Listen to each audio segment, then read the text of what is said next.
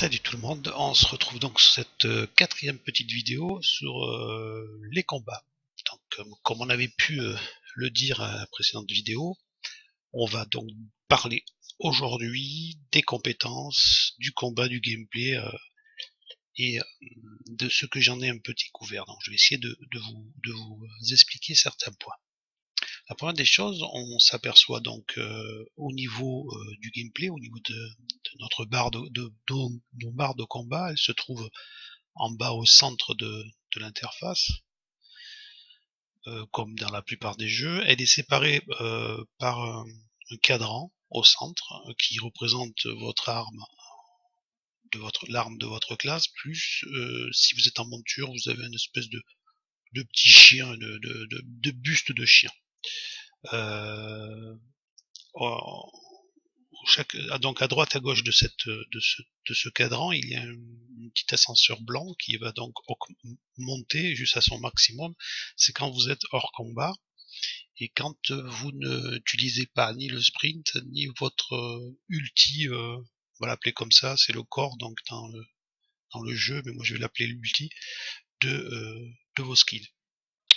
Pour exemple, l'archer, eh bien, quand il va l'utiliser, il va faire un saut périlleux sur l'arrière, donc il va fuir le combat avec ce saut périlleux.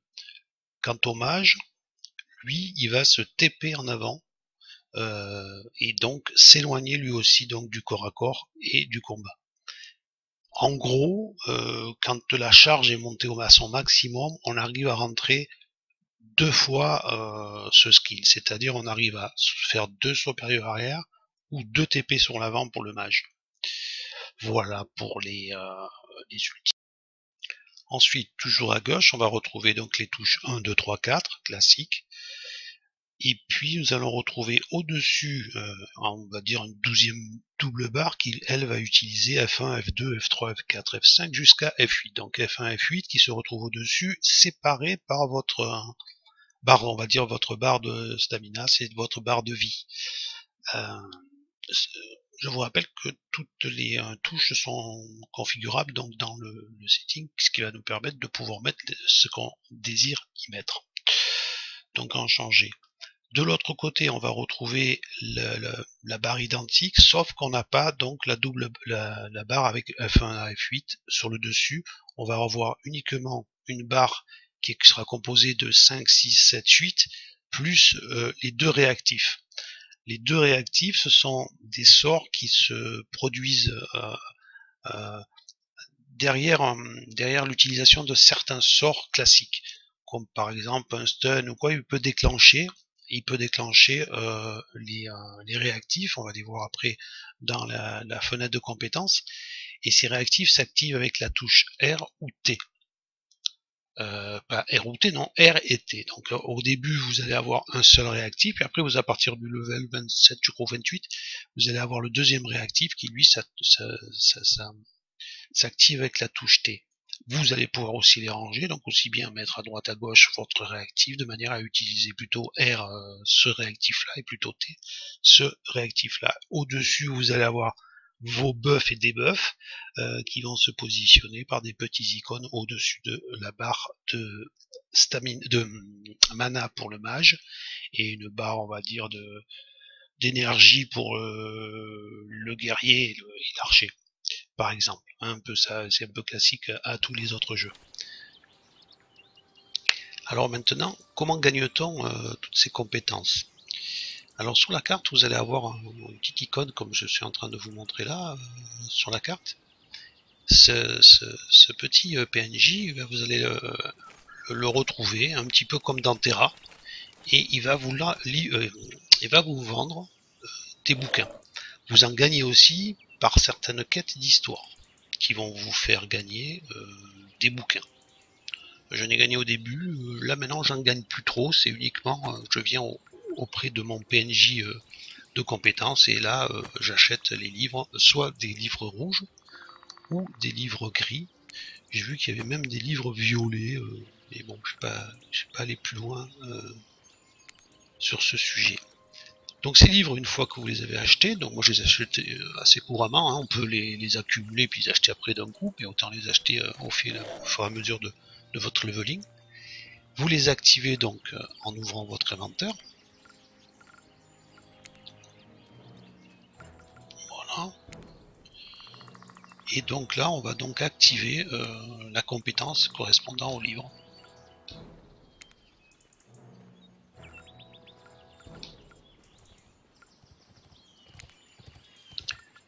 Il nous suffit maintenant d'ouvrir la fameuse fenêtre dont je vous parle, la fenêtre des compétences. Et là, nous allons maintenant un peu parler d'elle. Sur le haut, on y retrouve les onglets qui définissent des enregistrements de SP, des SP, quoi. C'est-à-dire que, un peu comme certains disent, ils peuvent avoir une double SP, eh bien, là, on va pouvoir en avoir deux que pour l'instant j'ai activés, qui sont activés. J'ai pas eu à besoin, mais j'ai donné 3 autres qui sont sous cadenas. Donc comment elles s'activent? Est-ce que c'est au fil du leveling? Je suppose, peut-être après, peut-être qu'il y en a qui vont être en boutique. Je sais pas. Pour l'instant, j'en ai 2, ce qui me convient tout à fait, puisque dans ma spé mage, j'ai une spé donc très glace et j'ai une spé feu. Donc j'ai enregistré ces deux types de spé. Et donc je peux basculer, je vous montrerai comment, je peux basculer d'une spé à une autre. Dessous ces onglets, on retrouve l'ensemble des skills de 1 à 8. Les emplacements s'ouvrent au fil du leveling. Là, pour l'instant, l'emplacement 8 est toujours cadenassé, mais je ne sais plus à quel level il se débloque, mais là, je viens de débloquer au level 28 le skill 7. Donc après à moi de le ranger comme je veux et de l'enregistrer, de le mettre actif. Dessous, je retrouve les passifs. Donc il y en a 4. 2 pour l'instant qui sont activables. Donc j'ai placé des passifs dessus et 2 qui sont sous cadenas. Pareil, je les obtiendrai au fil du leveling. Et puis je retrouve sur la gauche au sens de la barre, donc on va retrouver celui qui s'active par la touche mage, qui donc est avec le mage le TP sur l'avant. Et dessous, mon réactif, on va dire mon combo, qui lui s'active avec la touche R. Pour l'instant, je n'ai pas activé le deuxième qui s'active avec la touche T, mais donc on retrouve le corps et dans l'ulti, quoi, moi j'appelle, et dessous les deux réactifs qui sont des combos qu'on va pouvoir activer au moment où ils se présentent à l'écran. Ensuite, dessous, nous avons donc l'ensemble des onglets qui vont définir pour voir les corps activables que je peux dropper, les réactifs, les actifs et les passifs. Voilà. Voilà en gros la fenêtre comme elle se compose. C'est assez sympa, c'est propre, et puis surtout ça nous permet de pouvoir basculer d'une à l'autre. D'ailleurs, on va passer à la démonstration.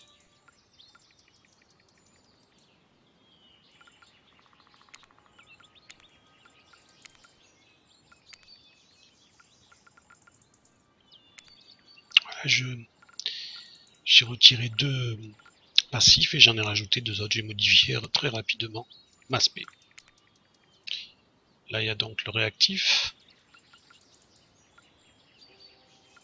Et là, je vais dropper un skill parce que je souhaite l'utiliser. Donc, je vais le dropper dans ma barre pour le placer exactement sur le rectangle que je désire de ma barre. Je pourrais le placer sur le 7e, le 6e, le 4e, le 2e, voire le 1er. Ça me fait que je monte ma barre comme je veux.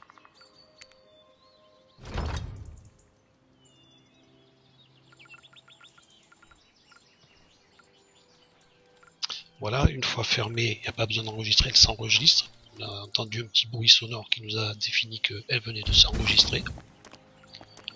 Et là maintenant je vais vous montrer comment donc on va basculer d'une spé à une autre.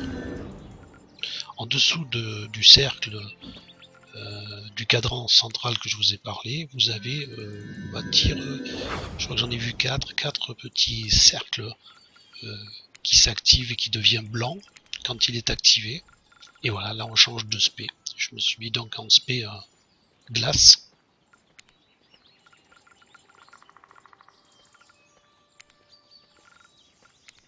Et voilà l'aspect feu du mage.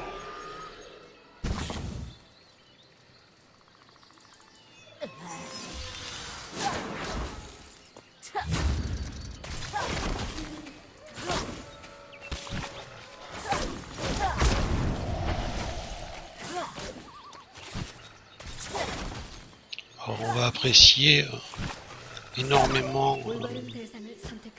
un mage qui se permet de bouger tout en castant ses compétences. C'est assez plaisant. Et l'ensemble des compétences, je vais pas tout essayer, donc je ne veux pas dire que toutes les compétences agissent de la même manière, mais je pense que il n'y a rien de statique, il n'y a rien qui vous permet de rester sur place, ou très peu. Donc c'est fait que toutes les classes, elles ont cette mobilité dans le combat. Et ça, c'est assez appréciable.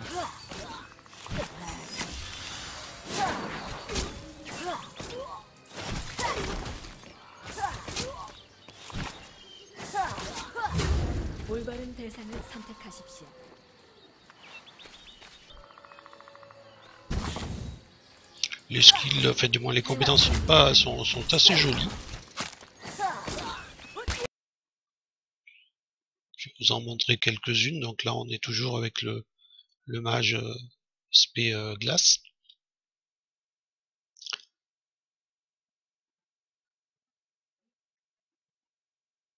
Là j'ai mis un petit ralenti pour vous montrer donc.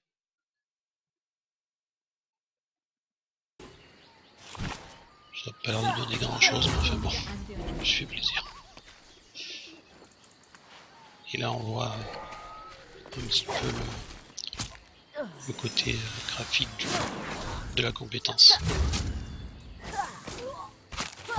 Voilà, là il s'est activé. Vous voyez le réactif là sur la touche R qui s'est donc positionné à gauche de mon personnage, à droite de mon personnage, et donc j'avais plus qu'à l'activer. Mais ce sont d'autres peut-être ils vont me reprendre, mais ça s'active. Il semblerait que quand on réussit une certaine capacité, certaines compétences permettent de l'activer, mais c'est pas systématique. Hein. Il y a à mon avis un RNG là-dessus. Là j'ai eu la chance de rencontrer un petit assassin, ça m'a permis de le filmer un peu, et comme ça vous montre un peu ce que le petit assassin peut faire avec ses compétences. Ce que j'ai pu remarquer, c'est son fufu. Donc son fufu, il est comme il est de ma faction, il est visible. Moi je le vois, alors je suis pas du tout groupé avec lui.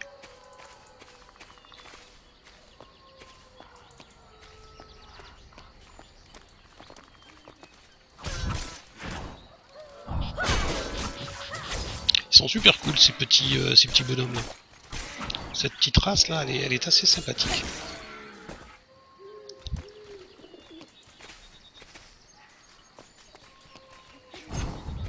Voilà, il attaque dans le dos.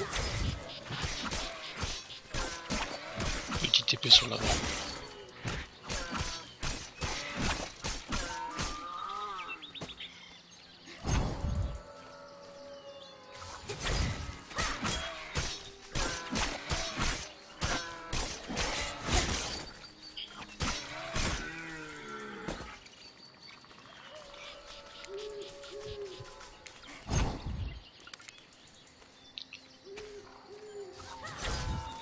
Là il fait une quête, donc j'en profite.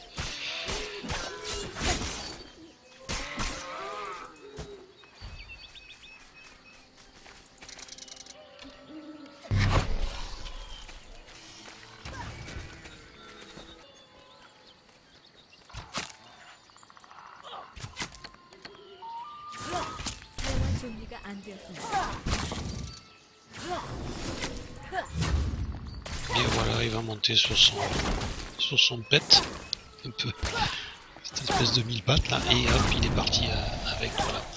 Donc l'archer, vous avez pu voir un petit peu, l'assassin, vous avez pu voir un petit peu ce que ça donnait. Je vais maintenant essayer de vous montrer un petit peu ce qui se passe avec un guerrier et un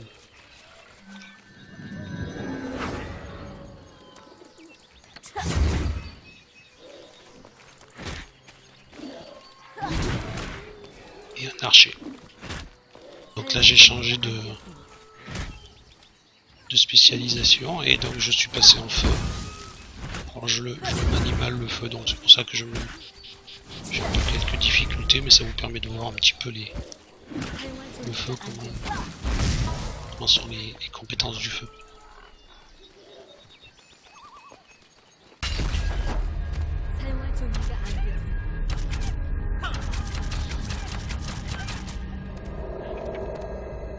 Ici je suis avec mon archer. Alors l'archer il a beaucoup de pièges, d'enchaînements, de petites bombes qui stun, qui permet de s'éloigner, de rester pas trop au cac. Là l'actif a été les bombes, j'ai balancé, c'est un burst de flèches assez gros dégâts. Qu'est-ce que je peux vous dire d'autre sur l'archer? Il est vif pareil, il ne caste pratiquement rien, sauf vous allez le voir, un cast qui demande de pas bouger parce que c'est un démultiplicateur. Je crois qu'il y a 3, voilà, 1, 2 et je crois qu'il y a même un troisième. Et là on laisse sa touche enfoncée et on charge une flèche surpuissante.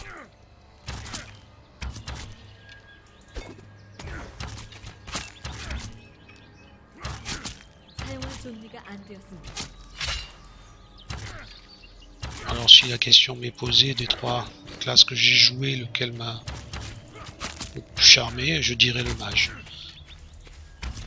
C'est celui que j'ai trouvé le plus dynamique.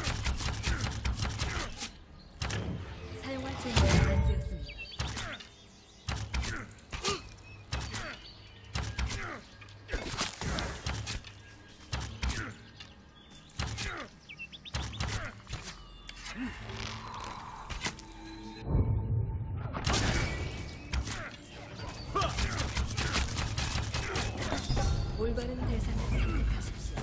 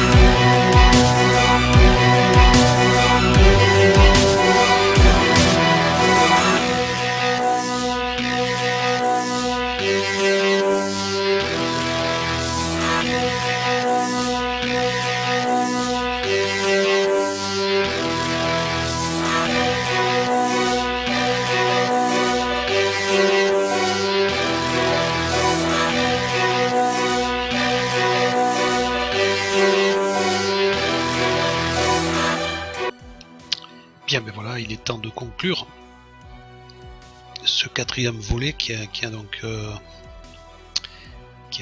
essayé de démontrer un petit peu les qualités des compétences et du jeu en lui-même.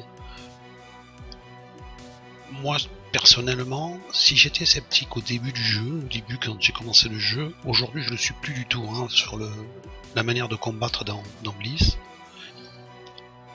Moi j'aime pouvoir bouger quand je joue, et que ce soit avec un mage, un gardien ou un archer, j'ai réussi à bouger.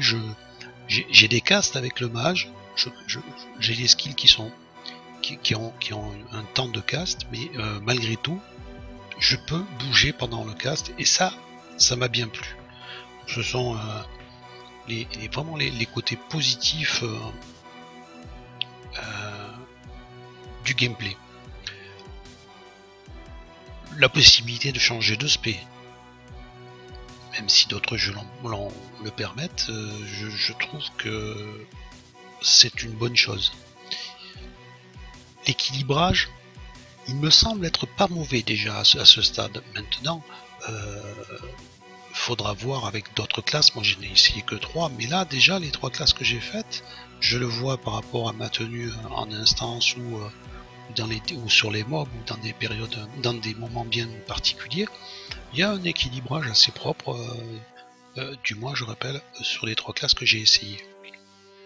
Donc véritablement, pour moi, ce jeu à aujourd'hui, après avoir fait donc 2 persos level 30 et un perso level 25, je me dis que si son mode économique de commercialisation du jeu par celui qui aura donc le pouvoir de nous le ramener en Europe est correct, qu'il n'y a pas un free-to-play avec une boutique agressive, je pense, et même j'en suis certain, je serai sur ce jeu.